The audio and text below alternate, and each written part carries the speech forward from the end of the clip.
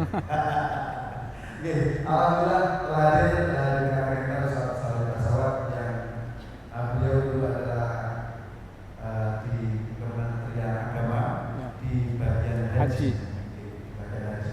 Insya Allah akan memberikan materi tentang haji, filosofi haji. Kenapa harus haji? Haji ya, itu adalah hal yang harus kita dalami, harus kita pahami, karena itu berpengaruh terhadap niat kita nantinya, motivasi kita nantinya untuk melaksanakan ibadah haji. Baiklah Bapak Ibu sekalian, jadi untuk selanjutnya langsung kami persilakan kepada Ustaz Salih. Namun sebelum itu kita buka acara kita biar masih dibawakan dengan sama-sama membaca Al-Fatihah. Dibawakan Al-Fatihah.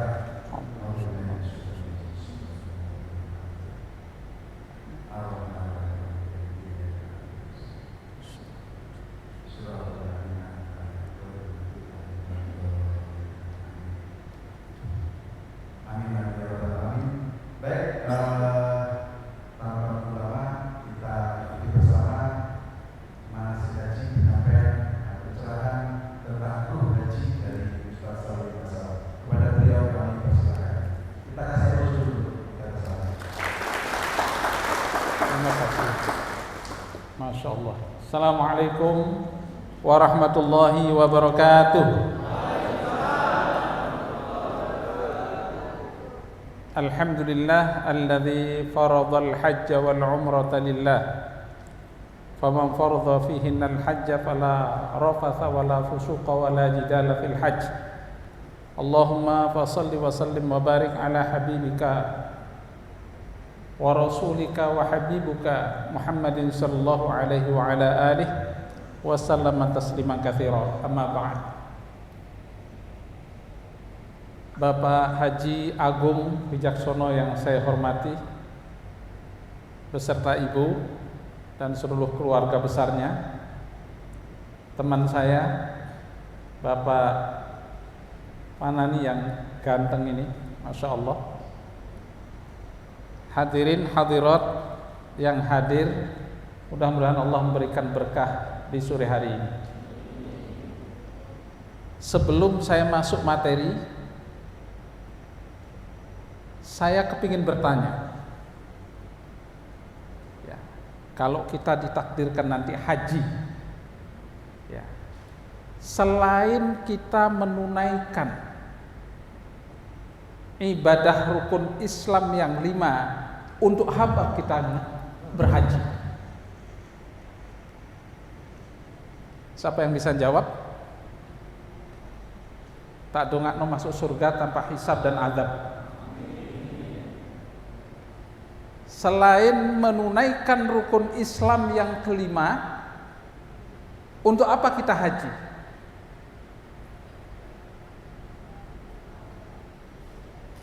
Bapak Ibu tahu enggak, kalau ada orang yang jalan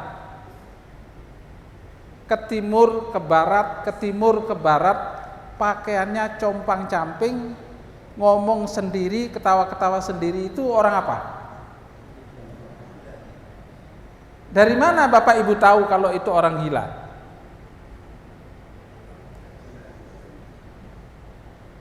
Dari surahnya, dari penampilannya, dari sikapnya. Jalan ke timur ke barat tidak punya tujuan. Punya tidak tujuan itu? Tidak punya tujuan. Nah, kalau kita mau berangkat ke tanah suci, kok tidak tahu tujuan?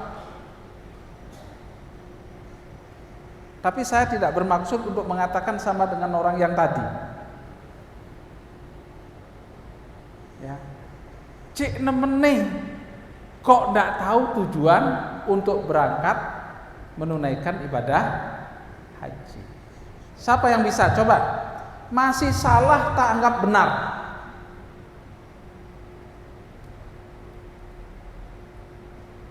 Ya. Panggilan Allah Subhanahu wa ta'ala. 100 untuk beliau Pak Arif. Wis aku gak takok maneh wis. Wis dipungkasi bae. Ya. Tapi perlu diperhatikan. Paling tidak ada 7 hal kenapa kita menunaikan ibadah haji. Kenapa Anda haji dan umroh? Ya. Yang pertama adalah sebagaimana sabda Rasulullah SAW, anna Rasulullah SAW qala al-umratu ilal umrah kafaratun lima bainahuma wal hajjul mabrur laisa lahu jaza illal jannah. Sungguhnya Rasulullah SAW bersabda, umroh ke umroh itu pelebur dosa. Ya.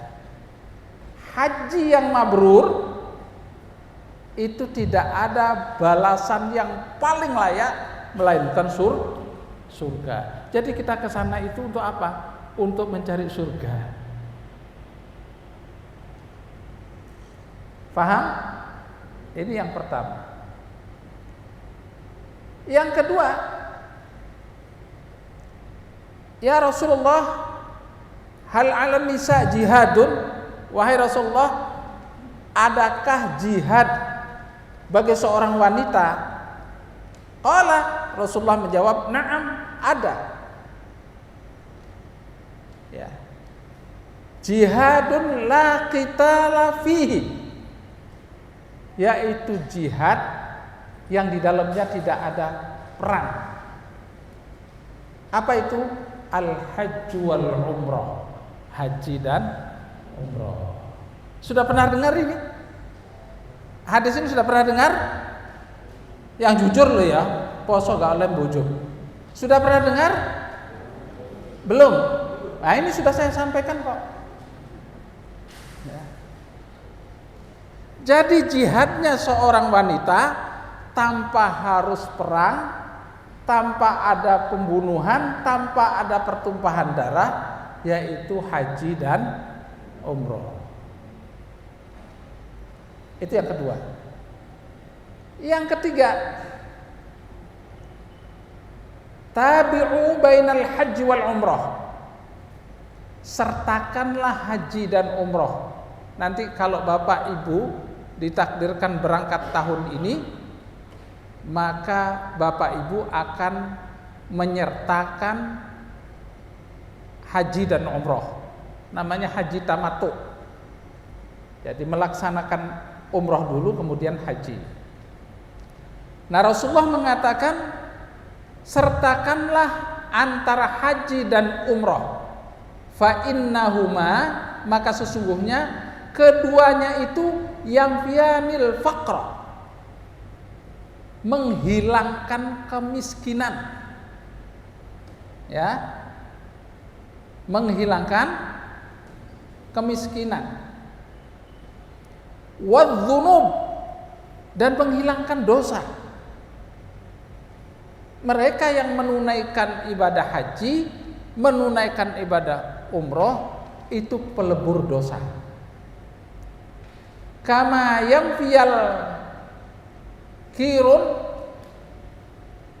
sebagaimana pembakaran menghilangkan karat pada besi. Wadz-dzahabi wal fiddah, karat pada emas dan perak.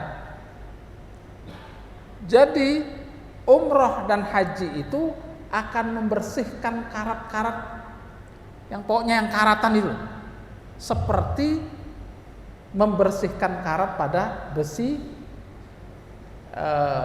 emas maupun perak. Itu tujuan ketiga. Yang keempat, al-hujjaj wal umar wafdullah. Para jamaah haji dan umroh itu adalah tamunya Allah. Yang berangkat ke sana itu menjadi delegasi tamunya Allah. Da'ahum fa'ajabuhu. Dia berdoa, doanya itu dikabulkan. Sa'aluhu fa'atahu. Mereka memohon, meminta, saat itu pun akan dicukupi oleh Allah Subhanahu wa ta'ala. Hadis riwayat Ibnu Majah, dihasankan oleh Albani. Itu yang keberapa? Yang keempat. Yang kelima, Anda itu adalah orang yang paling dirindu oleh Rasulullah.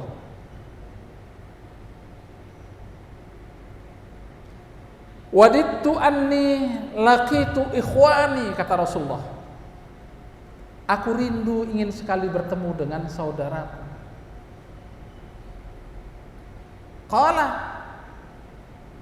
Faqala ashab, maka berkatalah para sahabat Rasulullah sallallahu alaihi wasallam, awalaysa nahnu ikhwanuka, bukankah aku ini adalah saudaramu ya Rasulullah? Qala, kata Rasulullah sallallahu alaihi wasallam, antum ashabi, kalian ini adalah saudaraku, sahabatku. Walakin ikhwani, akan tetapi saudaraku itu adalah alladzina amanu bi walam yarawni. Saudaraku itu adalah mereka beriman kepadaku tapi dia belum pernah melihat aku. Jadi sampai ini termasuk orang yang dirindukan oleh Rasulullah sallallahu alaihi wasallam. Orang itu kalau ngerti posisi, ngerti tujuan, klik.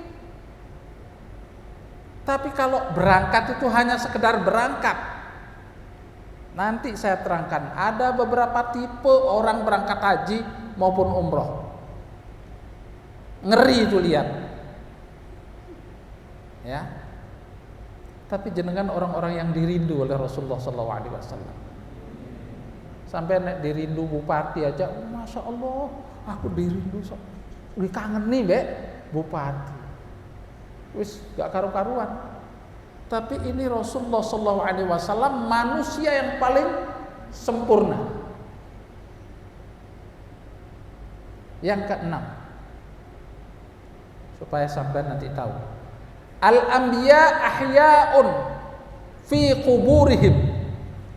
Para nabi itu hidup di dalam kuburnya, termasuk kuburnya Rasulullah SAW. Yusalluna, mereka itu sholat. Kalau dia hidup berarti dia tahu nek sampean itu datang ke tanah suci, sampean ziarah ke kuburnya Rasulullah SAW, dia tahu.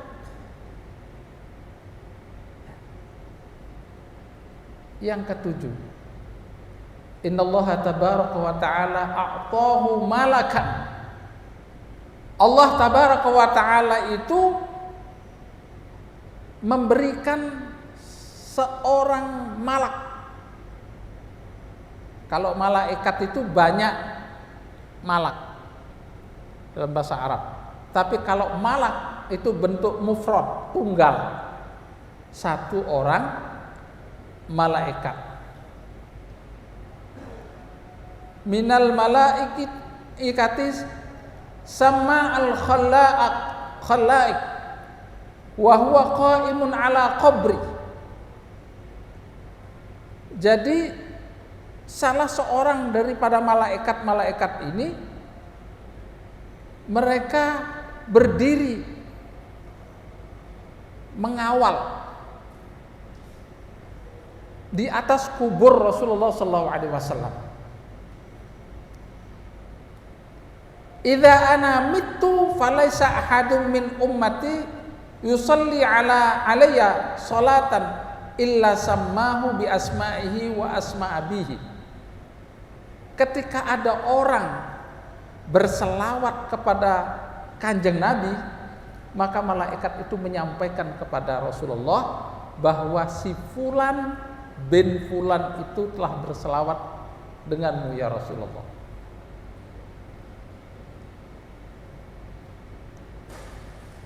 ya Muhammad, inna fulan bin fulan shalla alaika yauma kadza wa kadza wa kadza.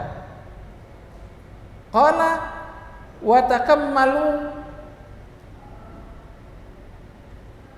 wa takaffalu rabb an yusalli ala dzalikal 'abdi 20 bi kulli salatin.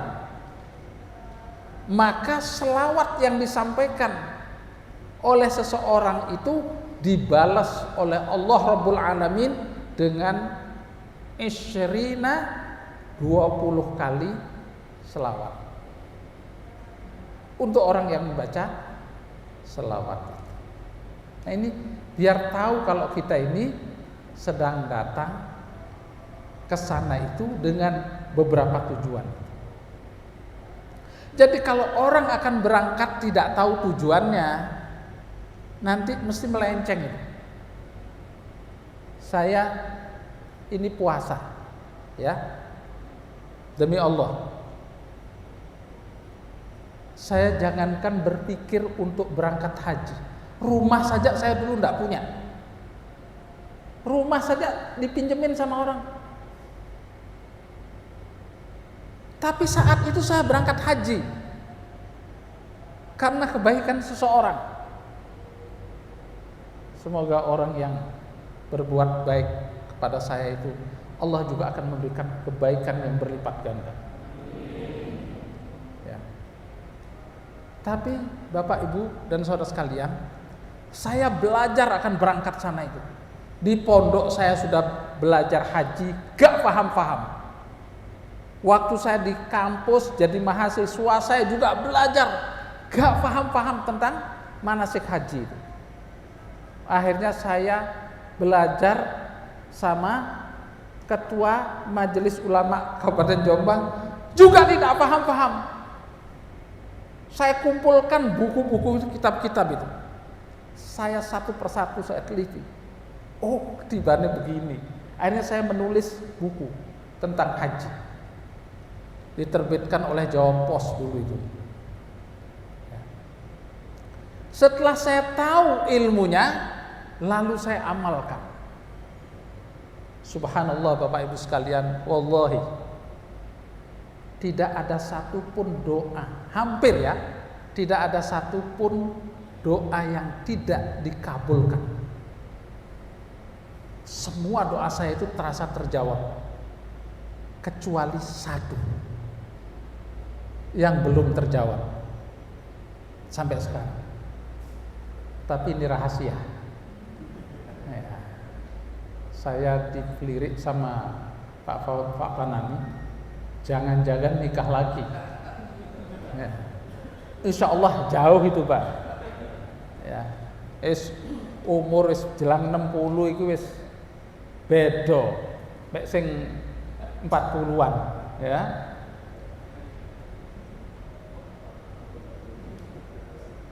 Saya dulu kurus, Bapak Ibu sekalian, kurus. Kalau rapat-rapat di pemerintah daerah itu minder saya karena badan saya itu kurus, kecil. Di sana saya berdoa, ya Rabb, supaya saya agak pantas. Ini remeh. Ya. Tolong gemukkan saya sedikit. Mohon ya Allah. Pulang itu semua pakaian tidak bisa, tidak cukup. Istri saya bilang, sampean kok abot ini saya iki. Tibane rangseli rali. Durung kecopot, ya. Guyon sing iki. Iki guyon ya. Iku apa jenenge Mas iku, Mas? Hah? Apa jenenge? Bahasa Jawanya apa?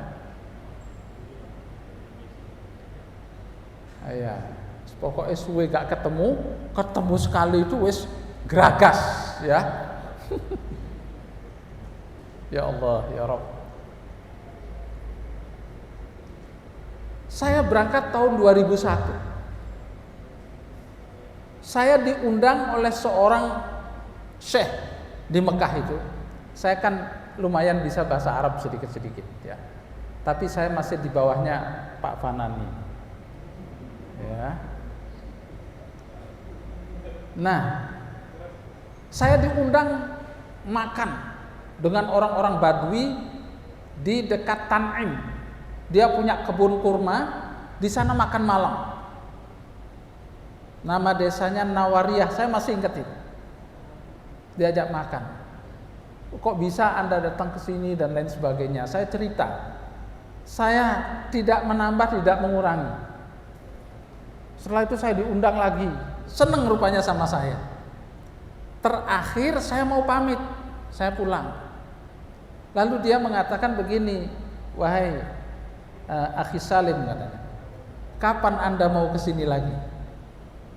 Saya jawab, insya Allah fissanah al-ati, insya Allah pada tahun yang akan datang. Apa dia bilang? Wallahi ya Salim, la yumkin, tidak mungkin. Itu sama dengan kamu menjilat telingamu sendiri, katanya. Bisa, siapa yang bisa menjilat telinganya sendiri? Tapi saya bantah, kalau Allah punya mau, sadaqta ya Salim, angkat tanganmu, saya akan berdoa di sini. Telat setahun saya datang lagi. Saya haji plus itu. Ya. Kok hebat? Ya.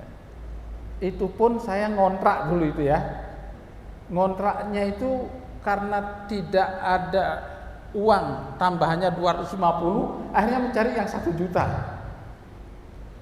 Tambah dapat yang lebih bagus lagi, Pak. Masya Allah. Itu saya berangkat lagi.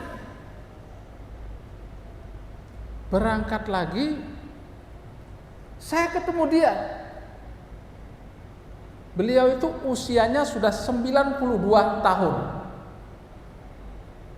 Tua ya? Tua. Beliau itu umur 10 tahun, dia kelahiran desa Belut, Jogoroto. Ya. Mana itu? Jombang. Tapi umur 10 tahun dia diajak ke Mekah. Saya ketemu umur 90 tahun. Terus gak ngerti, coro Jawa itu gak ngerti. Masya Allah. Cukup bersejarah itu ya. Walhasil saya berikan kesimpulan kepada panjenengan sedoyo. Ya. Tata hati dengan sebaik-baiknya. Fahami semua persiapan yang akan Anda laksanakan ketika Anda akan berangkat ke tanah suci. Ya, ini poin pertama. Nah, sekarang ini kan saya menyampaikan materi ruhul haji, ruhnya haji. Apa itu ruh? Ruh itu adalah sesuatu unsur yang ada dalam jasad yang diciptakan Tuhan sebagai penyebab adanya hidup. Ya. Jadi kalau haji itu tanpa ada ruhnya, sama dengan apa?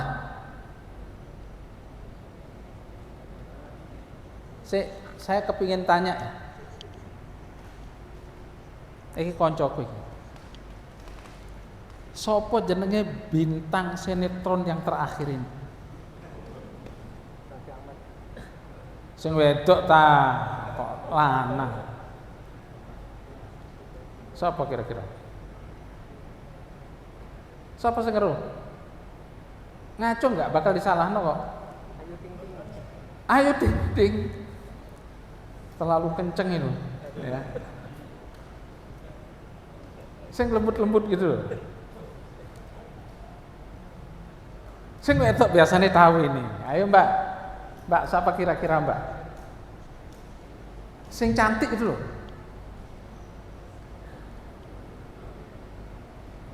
Siapa? Amanda. Oh, ya Amanda. Tahu semua? Kurang lebih tahu ya. Hebat. Ya, ya. Roti. Oh, roti Amanda. Cantik ya itu ya. Masya Allah. Ini jujur loh, jujur. Ya, poso ndak boleh bujui. Walaupun mungkin ada pasangannya di sini. Sekiranya Amanda itu menyatakan kepada jenengan, kepingin merubah statusnya menjadi seorang istri, Anda diminta untuk menikahi, istri dan keluarga besar Anda itu setuju terhadap itu. Dia tidak akan meminta apapun kecuali sekedar merubah statusnya. Jenengan mau? Mau. Sing keras ta? Mau. Podo mbek aku iki.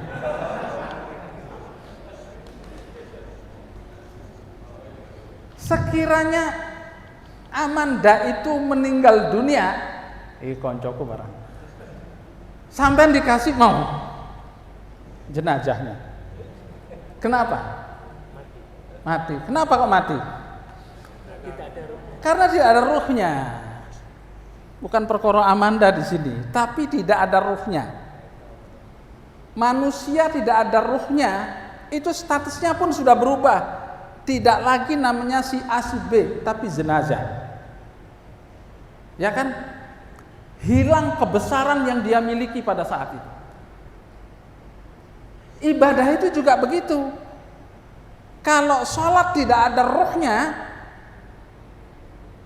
maka sholatnya itu tidak akan bisa mencegah perbuatan fahsya dan mungkar. Innas sholata tanha 'anil fahsya'i wal munkar.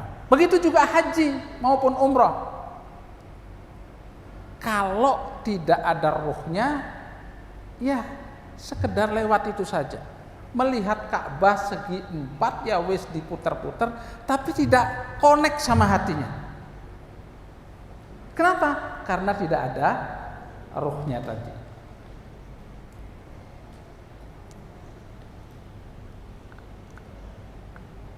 Haji dan umroh adalah jenis ibadah dengan melakukan perjalanan ke Baitullah.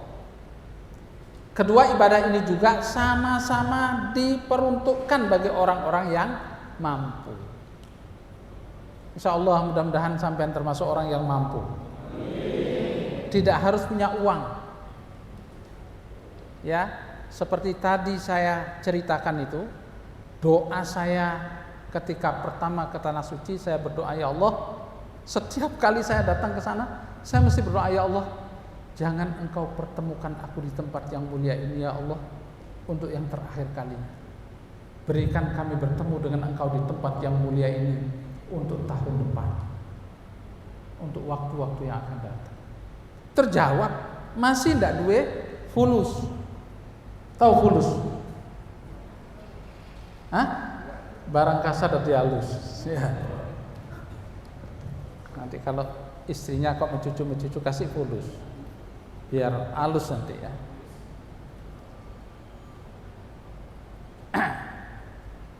Walaupun memiliki konsep ibadah yang sama, tetapi haji dan umroh itu memiliki sejumlah perbedaan.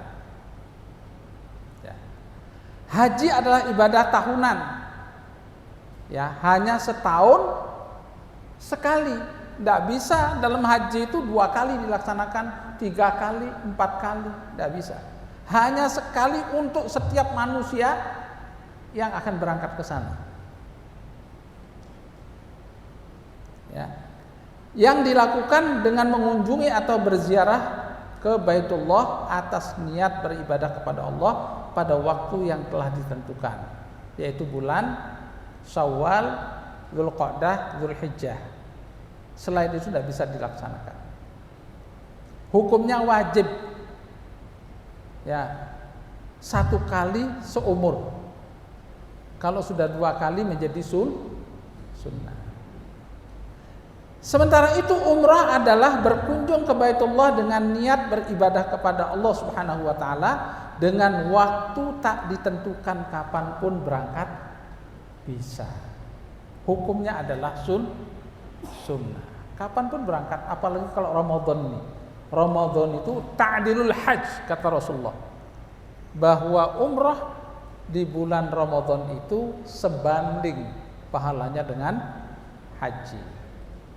Beruntunglah yang menunaikan ibadah umrah pada bulan ini. Li'annahu fi kitabin Nabi sallallahu alaihi wasallam alladzi katabahu li Amr ibn Hazm anna al-umrata hiya al-hajjul asghar wal hajju la yushra'u fil 'am illa marratan wahidah fa kadzalika al-umrah. Ya.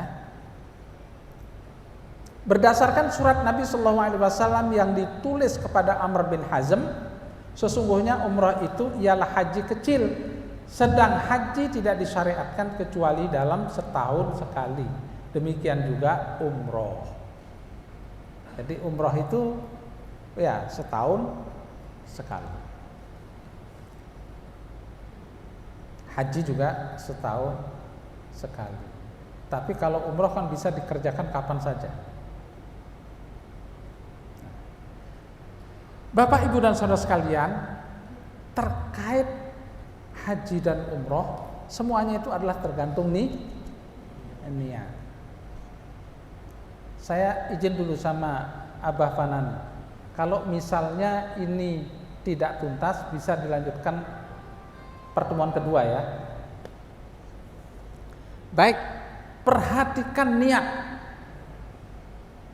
Ya, kata jumhurul ulama, nanti bisa dicek di kitab Al-Muhalla halaman 1 juz 1 halaman 77, atau juga Fatawa juz 1 halaman 96, Fiqhus Sunnah juz 1 halaman 654, Qismul Fiqih ya,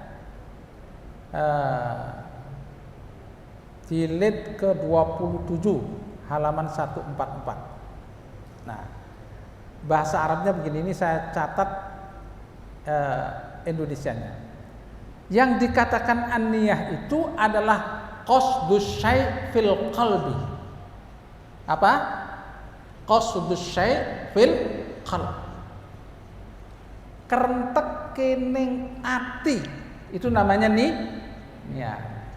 Qoblal fi'li, sebelum melakukan pekerjaan, au muqtarinan bi fi'li, atau bersamaan dengan melakukan pekerjaan, itu namanya niat. Itu niat. Ya.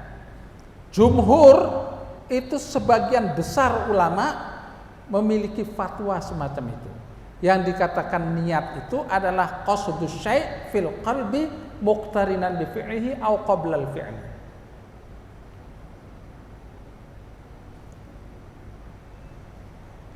Kalau usolli fardhul maghrib itu namanya lafaz niat.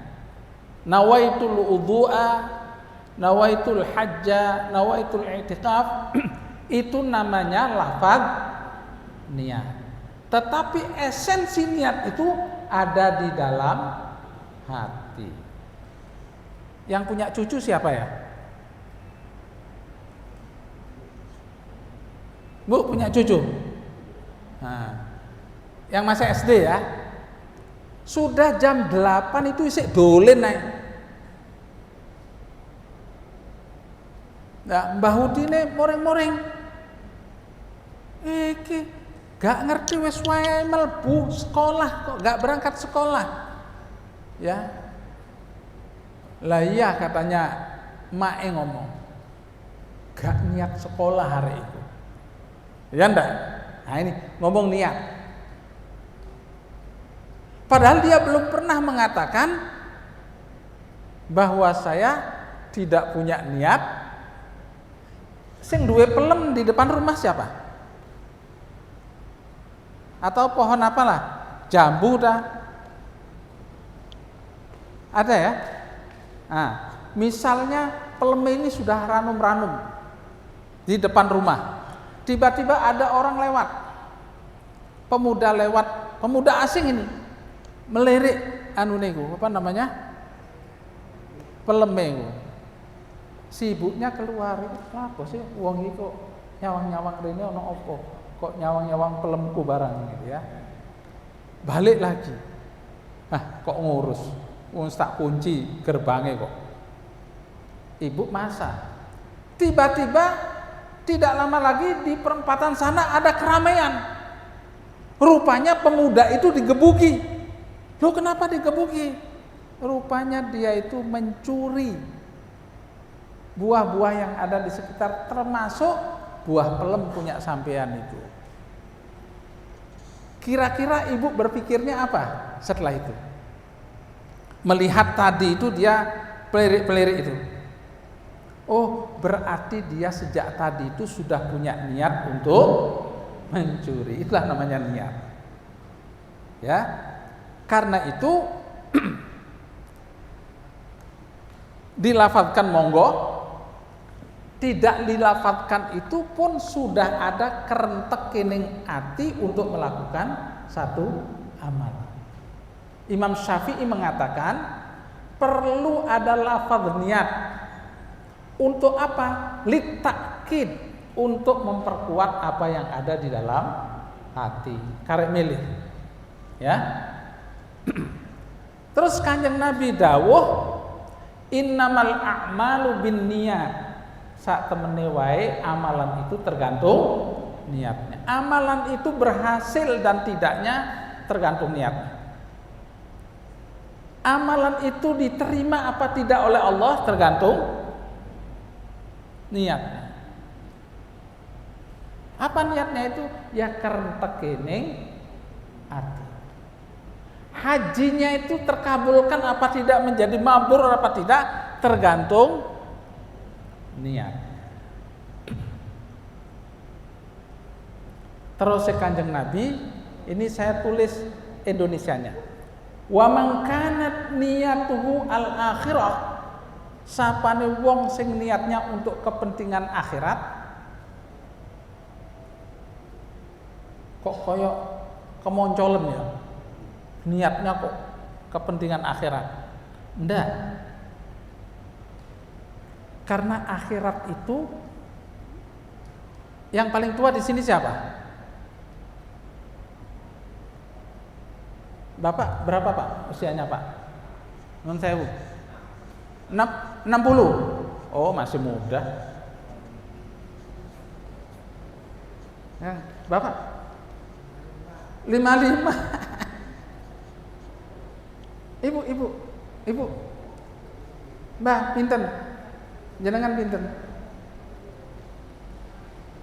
68. 66. Masih muda. 60 masih muda. Di akhirat itu terus Allah Subhanahu wa taala, satu hari itu ka'alfi sanatin mimma ta'uddu. Satu hari di akhirat itu sama dengan 1000 tahun di dunia. Jenengan sing 60 berapa tadi? 66. Kira-kira berapa persen dari 1 detik di akhirat? Hah? Barang siapa yang niatnya untuk kepentingan akhirat, berarti kalau dia itu bahagia di akhirat, bahagia sak lawase. Itu yang dinamakan abada. Kalau di akhirat itu dia dalam kondisi yang celaka, selamanya dia akan celaka. Wong satu harinya di sana aja sama dengan 1000 tahun di dunia. Bagaimana kalau 2 tahun di sana? 2000 tahun. Hah? 2 hari di sana menjadi 2 tahun. Tidak bisa membayangkan. Barang siapa yang niatnya untuk kepentingan akhirat, berarti dia akan hati-hati. Hati-hati. Karena nanti kalau saya ini belok-belok atau saya macam-macam, ya akhiratnya itu ya selamanya. Nah, karena itu barang siapa, kata Rasulullah, niatnya untuk kepentingan akhirat, pasti dia hati-hati. Jama'allahu lahu amrahu. Allah bakal menghandle seluruh urusannya. Karena dia hati-hati. Hati-hati orang senang. Ya. Orang itu pada prinsipnya dibutuhkan 2, Bapak Ibu ya. apalagi jadi karyawan. Yang dibutuhkan cuma 2, enggak macam-macam.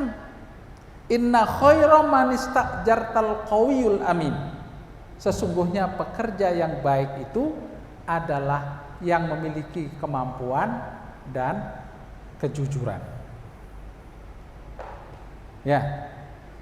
Jadi kalau orang hidup itu dia punya kemampuan dan kejujuran, nyaman hidupnya. Kenapa? Karena dia ingat terhadap akhirat. Nek punya kemampuan tok tapi tidak jujur, siapa yang mau ngasih amanah kepada dia? Atau sebaliknya jujur, siang hari bawa obor. Lapa mas kok nggawa obor? Wedi nginjeki semut. Sampai tak berani nginjeki. Tapi tidak bisa apa-apa. Siapa yang mau ngajak kerja? Masa nyekel tasbih terus? Paribasane. Ya. Jadi harus memiliki 2 hal ini. Barang siapa yang niatnya untuk kepentingan akhirat, Allah bakal menghandle. Orang senang kepadanya. Paribasane mau beli gula, ternyata tetangganya dapat gula cicip diberikan. Mau beli beras, tiba-tiba tetangganya panen diberikan. Ya. Pokoknya ada sajalah jalan. Jama'allahu lahu amrahu. Allah menghandle semua urusannya. Dia mau celaka, dihandle oleh Allah, tidak jadi celaka. Ya. Wa man kanat niyatuhu al-akhirah jama'allahu lahu amrahu wa ja'ala ghina fi qalbihi, kata Rasulullah. Dan hatinya itu diberikan kepuasan, kaya hati, puas. Suaminya gajinya 2 juta, tapi mau berangkat haji, ya. Istrinya menerima, alhamdulillah, barokah, karena orangnya memiliki kemampuan dan kejujuran, ya. Jadi berkah. Sehingga hatinya itu puas. Wes ndak atik pelarak pelirik lihat kiri kanan ndak. Bahkan tidak boleh. Kata Allah dalam Al-Qur'an, wala tatamannau ma faddalallahu ba'dahum 'ala ba'd. Jangan kamu suka mengangen-angen karunia yang Allah berikan kepada orang lain. Kenapa ndak boleh? Kalau kita mengangan-angan nikmatnya Allah terhadap orang lain, seakan-akan nikmat Allah itu tidak pernah lewat kepada dirinya sendiri. Syukuri apa yang ada. Saya kepingin tanya, apa artinya kaya? Siapa yang bisa menjawab? Kaya apa? Oh, itu orang kaya. Orang kaya itu bukan karena mewah, banyak pulusnya, mewah rumahnya, ya, mobilnya mewah, bukan. Orang kaya itu adalah orang yang bisa menikmati apa yang dia miliki. Ya enggak? Saya punya istri ini, ya nikmati istri kita, jangan menikmati istrinya orang. Ya, kowe bojone ayu. Meripatmu ndak melihat istrimu? Sampai yang ngono, ndak melihat suamimu paling ganteng di dunia. Ya, itu namanya kita mensyukuri, menikmati apa yang kita miliki. Punya sepeda motor itu jangan melihat yang punya mobil. Udhuru ila man huwa asfala minkum, terus Kanjeng Nabi, perhatikanlah atau lihatlah orang yang di bawahmu. Jangan kamu melihat orang yang di atasmu. Ya. Sehingga puas hati. Lalu terus Kanjeng Nabi Nabi tadi, wa man kanat niyatuhu al-akhirah jama'allahu lahu amrahu wa ja'ala ghina fi qalbihi wa atathu dunya wa hiya raghimah, dan dunia pun akan datang kepadanya, tapi pada akhirnya dunia pun akan ditinggal. Nanti tinggal bawa kain kafan toh. Semua orang yang dikatakan cinta kepada kita itu wis gak peduli dikubur, diinjak-injak, cek gak metu maneh. Kalau dibahasakan seperti itu, ya. Nah, itu kalau niatnya untuk akhir. Tapi terus Kanjeng Nabi ini hadisnya sahih.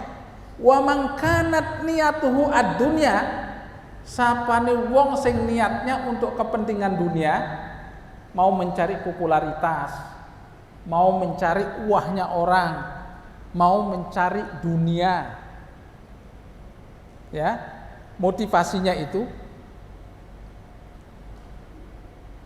apa katanya Kanjeng Nabi? Wa man kanat niyatuhu ad-dunya farraqallahu amrahu, Allah bakal mencerai-berai urusannya. Ya, saya baik sama si fulan karena punya tendensi dunia, Allah akan mencerai-beraikan urusan kita.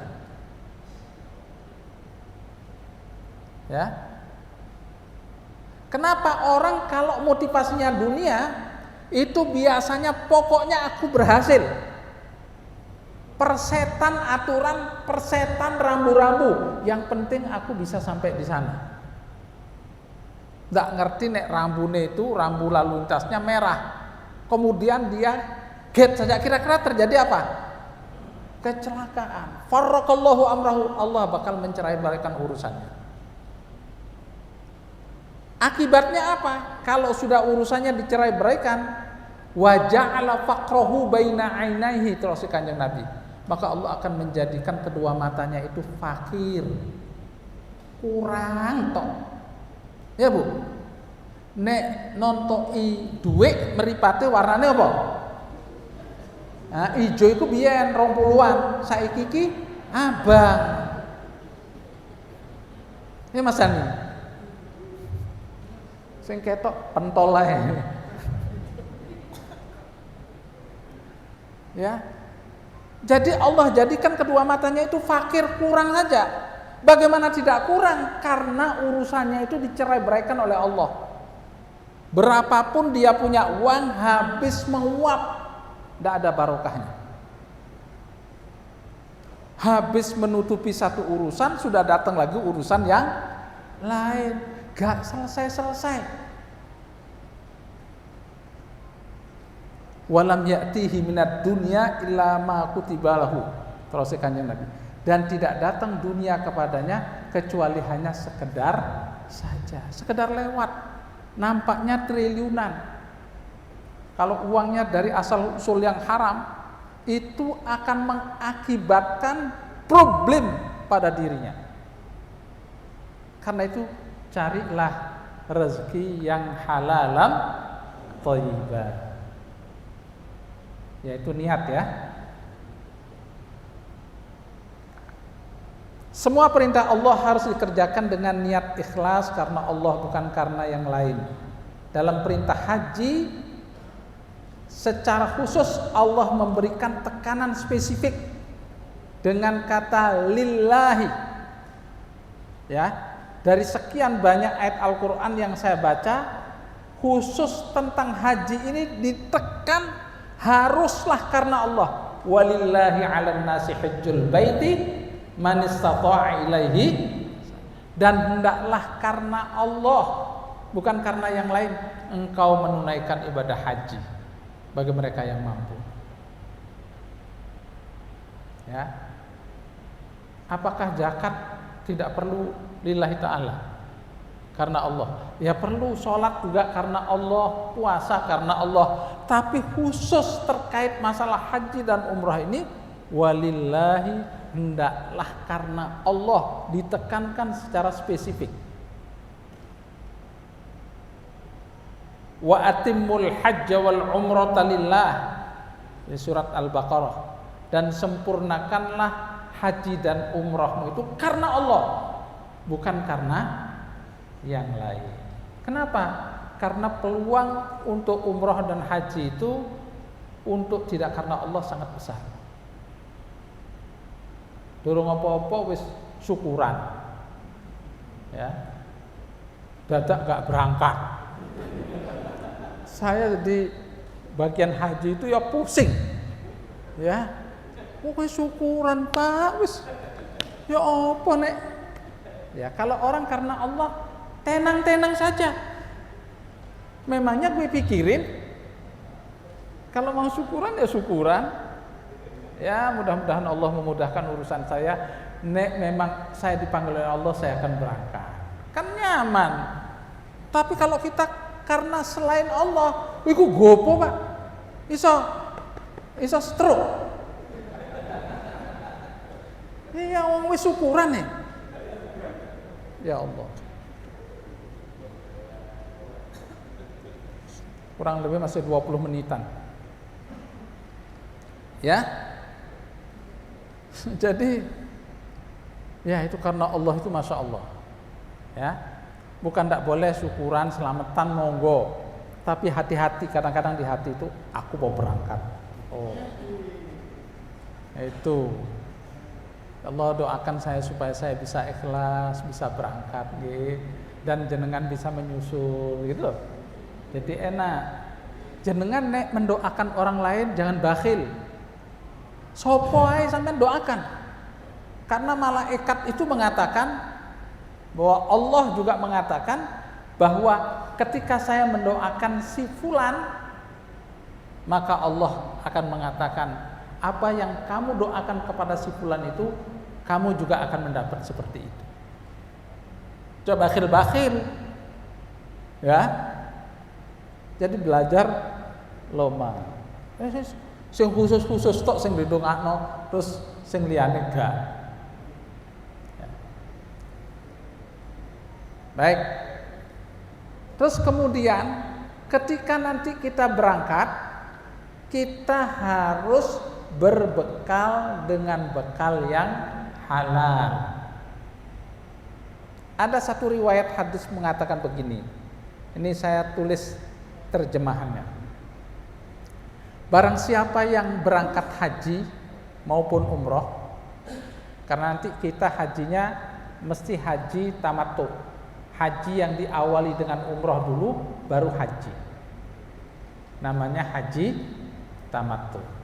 Nanti akan saya jelaskan pada pertemuan yang akan datang. Iki sing enak-enak ae dhisik, ya, supaya jenengan itu refreshing, paham nek jenengan mau berangkat itu apa sih persiapan yang harus disiapkan, ya. Terus hadis ini mengatakan begini, barang siapa yang berangkat dengan bekal yang thayyibah, yang baik, yang halal, kemudian dia meletakkan kakinya di kendaraannya, berangkat ke tanah suci. Sampai di tanah suci dia mulai melaksanakan kegiatan ihram. Mulai dia membaca talbiyah. Labbaik Allahumma labbaik, labbaik la syarika laka labbaik, innal hamda wan ni'mata laka wal mulk la syarika lak. Di atas angkasa tanah suci itu menyaut para malaikat itu menyatakan kepada kita labbaika wa sa'adaika, ya, seruanmu diterima oleh Allah dan engkau bahagia dan hajimu menjadi haji yang mabrur kalau bekalnya itu yang halal. Maaf Bapak Ibu ya, saya kalau berangkat ke tanah suci baik haji maupun umroh, saya mesti minta kepada istri saya yang nomor 1. Lapo Bu, kok senyum? Mbak. Ya. Karena ndak ada kecap nomor 2 Bu. Ya, istri saya ini nomor 1. Ya. Saya minta siapkan 3 setel baju yang baru, supaya keberangkatan saya ini klik. Sak jeroane. Saya enggak perlu banyak-banyak bawa. Secukupnya saja. Kalau 4 ya monggo, 5 monggo, tapi jangan banyak-banyak. Kenapa? Saya haji yang pertama itu, Jumat yang terakhir pada saat itu, saya mendengarkan seorang khatib berkhutbah begini. Ayuhal hujjaj, wahai sekalian para jamaah haji, Anda itu orang yang luar biasa, Anda itu orang hebat. Bagaimana saya tidak mengatakan bahwa Anda itu bukan orang yang luar biasa? Di negeri Anda memiliki jabatan yang tinggi. Semua orang hormat kepada Anda. Anda bisa meletakkan bawahan Anda di mana saja Anda mau. Tapi sekarang jabatan itu Anda tinggalkan semata-mata undangan Allah Rabbul Alamin di tempat ini. Luar biasa kan? Luar biasa enggak? Bagaimana saya tidak mengatakan bahwa Anda bukan orang yang luar biasa? Anda memiliki anak, istri, suami atau ya suami, yang semua cinta kasih sayang Anda itu Anda tumpahkan kepada mereka. Tapi saat ini Anda tinggalkan semata-mata undangan Allah Rabbul Alamin di tempat yang mulia ini. Bagaimana saya tidak mengatakan bahwa Anda bukan orang yang luar biasa? Di negeri Anda memiliki lahan berhektar-hektar sawah, ladang, punya perusahaan-perusahaan yang besar, mulai perusahaan kecil sampai besar. Fuqara dan masakin itu merasa minder berhadapan kepada Anda.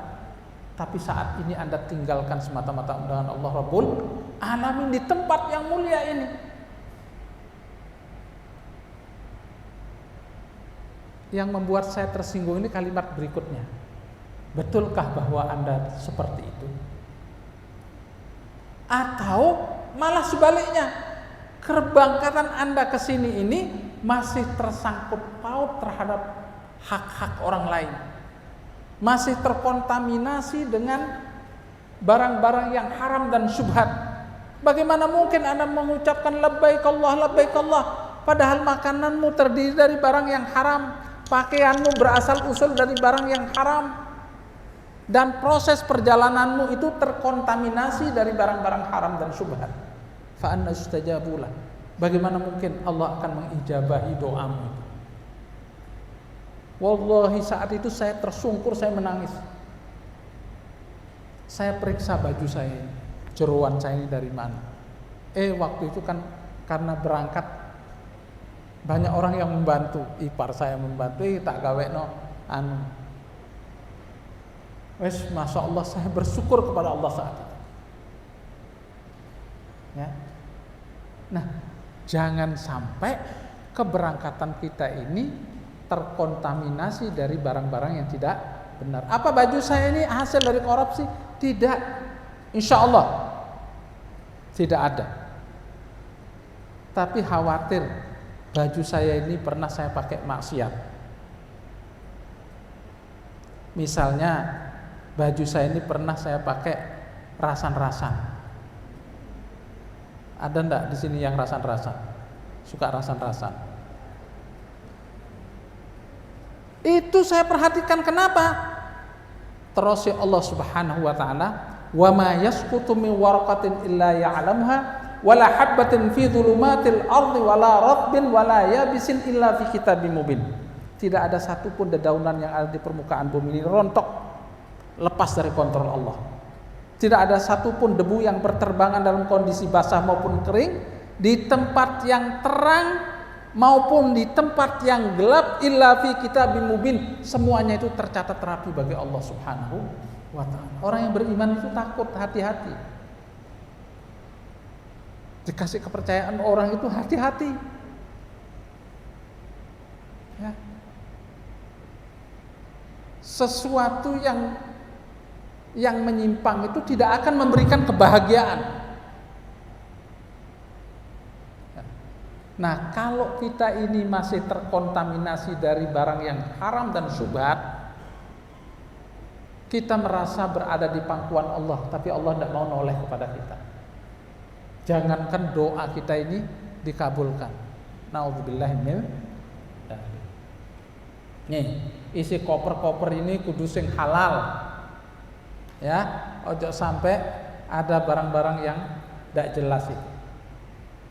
Nek go narkoba insya Allah tidak ada di sini yang kena narkoba, ya tapi ya itu tadi kelambine mari digawe rasan-rasan, kerudungnya barang, ya ibu-ibu sing nangoni sengon di tempat saya sana, kalau yang di sini ndak, ya ndak Bu ya, amin, ndak boleh curiga.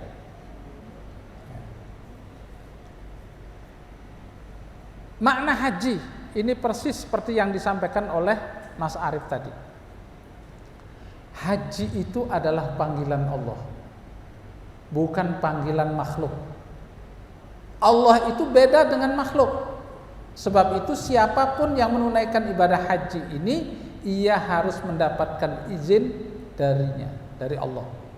Kalau tidak, ia tidak dapat melaksanakan haji dengan baik dan benar, sekalipun ia berhasil secara formalitas di tanah suci, tapi dapat dipastikan tidak sampai kepada hakikat haji itu. Di sini peran keikhlasan kita diuji. Apa bedanya panggilan Allah dengan panggilan polisi?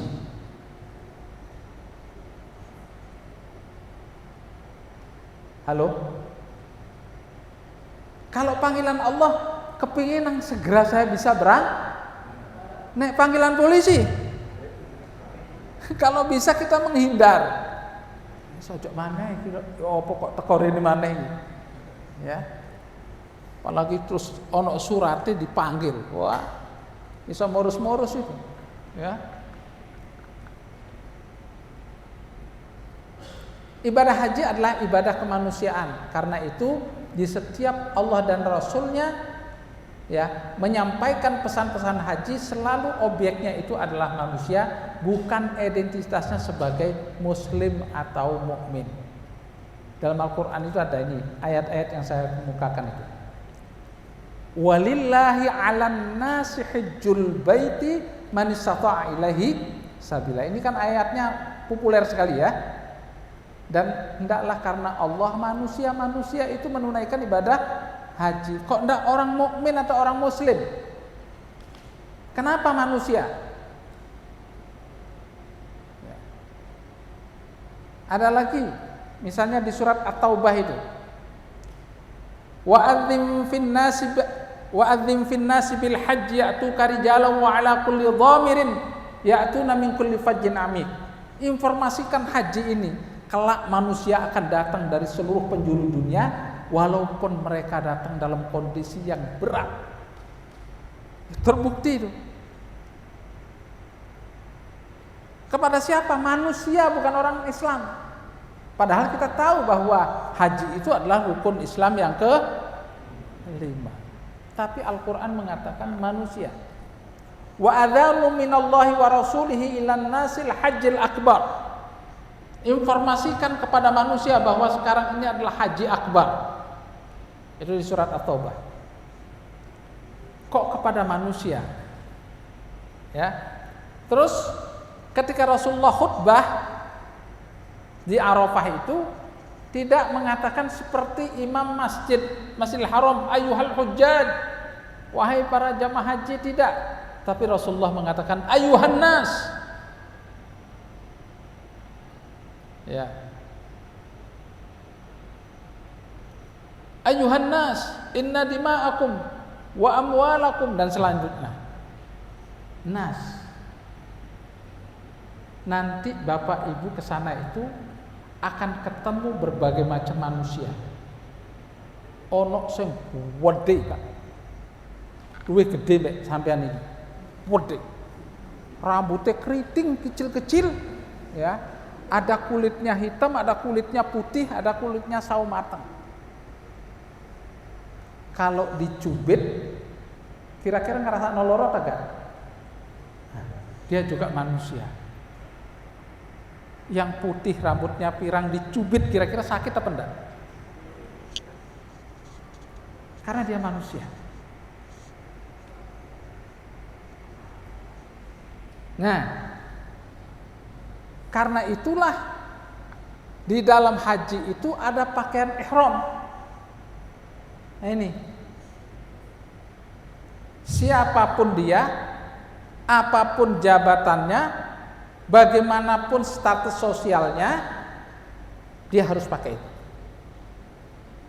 Sing pernah mantu angkat tangan. Siapa yang pernah mantu? Gak tahu nak saya ngaku ya. Ya, orang Jawa itu masya Allah. Saya ini kan bukan orang Jawa. Orang Jawa itu sopan, senyum, ya. Apalagi kalau pas ada acara, biasanya kan orang pakai pakaian yang terbaik. Kira-kira kalau baju saya ini baik apa enggak, Mbak? Baik ya, ya pakai yang begini juga punya bapak-bapak ini juga baik. Ibu-ibu begini ini mesti pakai baju yang paling baik. Masa aku teko nang ngene tangga iku gawe klambiku, tak ganti klambi sing liyane antara atasan dengan bawahan ya kudu sesuai, kan ya? Nah, tasnya ya kudu ngono, kudu met. Ya kan? Nah, ini tuan rumahnya menerima, masya Allah. Lah, iku bibik sampean kok ndak datang kenapa? Lagi gak enak. Titip iki kekno kotakane yo kirim salam aku. Apik. Silakan wis cari tempat duduk di sana. Baik enggak itu? Baik. Kalau misalnya ada orang datang pakai mobil mewah, bajune sing lanang masya Allah, jas berdasi, sepatune mentileng, bojone semeleho, ya, pakai tas-tasnya itu harganya sekitar 200 juta mungkin ya. Iku dulu ngisine lho Pak Wanani. Tas itu. Kira-kira sahibul hajah ini menerimanya sama enggak dengan yang tadi? Sama apa enggak? Oh masya Allah, wah, wis berupaya bagaimana caranya mendekat, kat. Terus kemudian diantar, dicarikan tempat duduk yang paling baik di depan, ya enggak? Kenapa Mbak? Jawab yang jujur. Kenapa? Orang Jawa mengatakan ajine rogo iku sangka. Kata Allah, lepaskan pakaian keseharianmu itu, ganti pakaian ihram. Ternyata pakaian kita itu membuat kita diskriminasi. Ya enggak? Lepaskan itu, siapapun Anda pakai pakaian ini. Paham maksudnya? Nah, itu haji. Jadi di hadapan Allah itu sama semua. Mulai dari pakaiannya. Ya. Wes, enggak perlu saya bahas lagi tentang ihram ini dari kata apa. Yang jelas kan sudah paham itu ya. Jadi ketika kita memulai menggunakan pakaian ihram, berarti pada saat itu juga terjadi kebersamaan. Ya kan? Semuanya sama. Wis tidak bisa membedakan mana bos, mana yang bukan bos. Itu seluruh dunia jadi satu. Mana presiden, mana jenderal. Jadi satu. Tidak ada diskriminasi sebagai tamu yang maha mulia Allah Subhanahu wa ta'ala. Ia sudah suci dari perkataan, perbuatan dan sifat yang kotor dan tercela. Karena orang yang menunaikan haji itu fala rafatha wala fusuqa wala jidala fil hajj. Tidak boleh berlaku fasik. Fala rafatha, tidak boleh ngomong jorok. Fala rafatha wala fusuqa, tidak boleh berlaku fasik. Fasik itu sama dengan munafik. Innal munafiqina humul fasiqun. Tahu cirinya orang munafik? Terus Kanjeng Nabi, idza hadatsa kadzaba, nalikane ngomong dusta. Wa idza wa'ada akhlafa, nalikane janji nyulayani. Wa idza tumina khana, nalikane diamanahi dia khianat. Nah, orang yang di sana itu harus bisa nyekel mulutnya ini, maaf, sama hatinya. Fala rafatha, tidak ngomong jorok. Nanti ngelihat orang gede kayak ngono iku, wah iki wong sakmene. Dane rambutnya misalnya. Ya. Enggak boleh. Itu rafas namanya.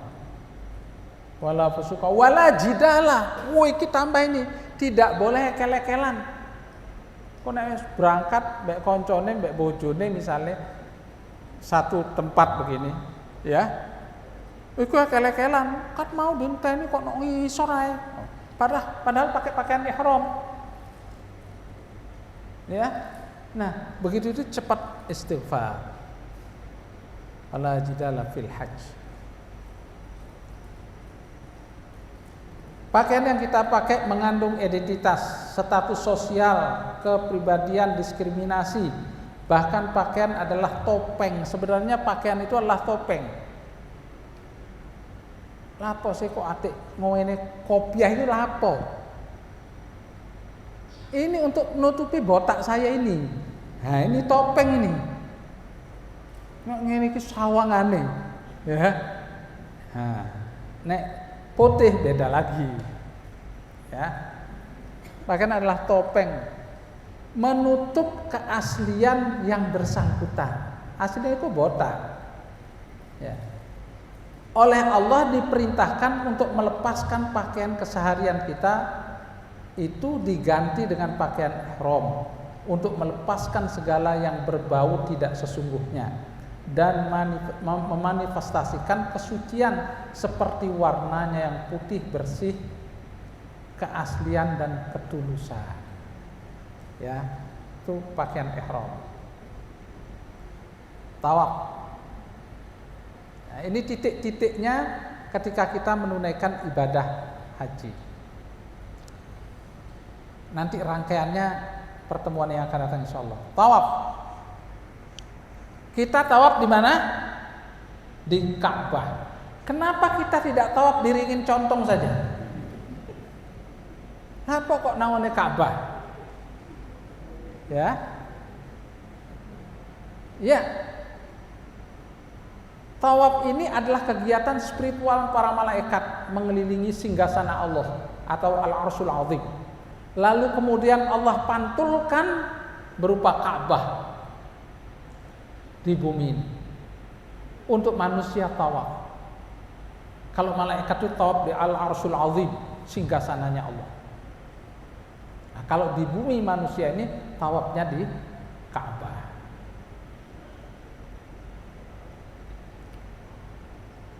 Ka'bah dibangun 12 kali generasi. Generasi terakhir itu adalah generasi Nabi Ibrahim alaihissalam dan kakeknya Nabi Muhammad SAW yang bernama Abdul Muttalib. Abu Thalib sama Abdul Muttalib lain deh ya.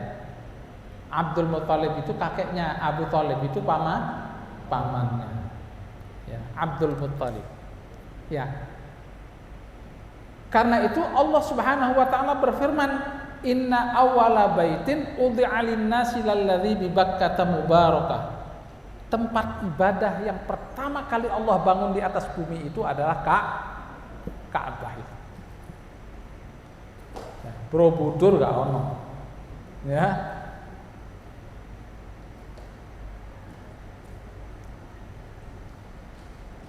Tercatat secara rapi dan akurat adalah pada generasi keempat diawali oleh Nabi Ibrahim alaihissalam dan putranya Ismail. Penjelasan ini termaktub dalam surat Al-Quran, surat Al-Baqarah ayat 125. Dilanjutkan suku Amalika, lalu suku Zurhum, Qusay bin Ka'ab, lalu bin Kilab, lalu oleh kakek Nabi Abdul Muttalib. Ya. Disinilah kita tawaf, membentuk sebuah gerakan arus yang sangat deras. Sekarang ini lagi kondisi banjirnya jamaah karena Ashrul Awakhir 10 hari terakhir mereka mencari Lailatul Qadar. Jadi kalau mau mencari Lailatul Qadar jangan pilih-pilih, nanti gelek sing likuran ya, yang 21 yang ganjil-ganjil tapi yang genep tidak mau datang. Repot iki ngepenak itu. Ya. Jadi itu beda, Lailatul Qadar dengan Ashrul Awakhir itu beda, tapi dia punya kaitan. Bahkan Rasulullah SAW sebelum masuk Ramadan itu sudah melakukan pemanasan dengan puasa hampir 1 bulan penuh di bulan Sya'ban. Setelah itu masuk Ramadan, luar biasa, 10 hari terakhir dikencangkan ikat pinggangnya sampai keluarganya ditinggalkan. Dia iktikaf memohon kepada Allah Subhanahu wa taala. Ternyata sing nangoni mojo kerapa ini gelek sing ganjil-ganjil tok. Payah. Podo di masjid saya itu. Nek pas ganjil rame orang. Salat qiyamul lailnya. Ya, tapi nek pas genap titik. Nah, sekarang ini shopnya semakin maju. Ya enggak? Musala sampean yang ngono. Iya, ternyata yang rame itu malah pasar kono. Keraton, ya. Di mana itu? Nah, arusnya luar biasa. Jangan coba-coba melawan arus. Dia akan digilas oleh molekul-molekul manusia yang bergerak dalam satu gerakan itu. Kalau kita tidak ikut jebur untuk ikut tawaf, itu sama dengan kita setetes embun. Tidak ada artinya. Kena sinar matahari langsung hilang. Tapi kalau kita bergabung akan menjadi sebuah arus bah manusia yang memiliki kekuatan yang dahsyat. Itu maknanya kalau umat itu bersatu, itu akan memiliki kekuatan yang dahsyat. Ayo opo iso bersatu? Angkono 11, angkono 23, wis pindah RT gara-gara ngono tok. Ya. Wis ndak apa-apa, sing 11 kerjakan 11, yang 23. Sing penting itu lillahi taala. Ya. Sing poso tanggal 11, tanggal 12 gak opo-opo. Jangan itu yang diperuncing. Karena masuk ini. Karena tujuan puasa ini dibebankan kepada orang yang beriman, bukan yang mengerti hisab maupun mengerti ru'yah. Baik, Bapak Ibu sekalian, sampai di sini nanti kita akan lanjutkan pada pertemuan yang akan datang. Insya Allah nanti lebih seru lagi. Ya, mohon maaf. Marilah kita tutup dengan doa kafaratul majlis. Subhanakallahumma wa atubu ilaik. Terima kasih, mohon maaf. Insyaallah kita berjumpa lagi. Wabillahi taufiq wal hidayah. Wassalamualaikum warahmatullahi wabarakatuh. Terima kasih matur kepada Ustaz atas pencerahannya tentang haji. Semoga ini bisa memberikan ilmu dan manfaat bagi kita semuanya dan bisa memotivasi kita untuk niat kita dalam menjalankan ibadah haji. Amin. Terima kasih Bapak Ibu. Mari kita sama-sama doa untuk buka puasa. Jadi kita takjil dulu di sini, nanti sholat maghrib dulu, habis itu dipersilakan untuk berbuka, ada menu kikil dan juga es. Baik. biasa. Bismillahirrahmanirrahim.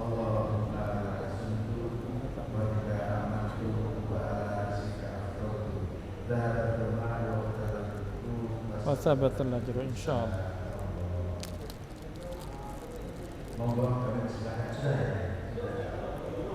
Ya.